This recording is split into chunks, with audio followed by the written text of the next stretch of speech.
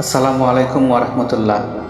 হিমছড়ি এই এলাকার এক ব্যক্তি ২০-২৫ দিন আগে মাছ ধরতে গিয়ে নিখোঁজ হয়। পরের দিন তার মৃতদেহ পাওয়া যায়।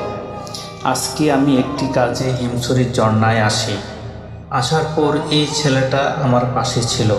বিশ্বাস করেন, কেন জানি আমার হাত তার মাথায় চলে যায়।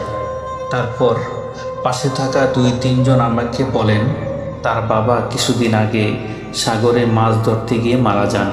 বিশ্বাস করেন, তখন আমার খুবই খারাপ লাগলো এবং তাকে একটু আদর করলাম, সাধ্য অনুযায়ী কিছু করার চেষ্টা করলাম। পাশে যিনি আছেন তার দাদা। আমাদের সমাজে অনেক বিত্তবান ধনবান ব্যক্তি আছেন।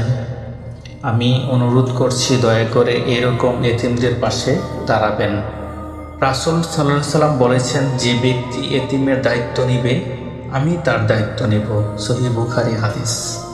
আসলে এতিমের পাশে দাঁড়ানো শুধু দয়ার কাজ নয়, এটি একটি জান্নাতের টিকিটও হয়।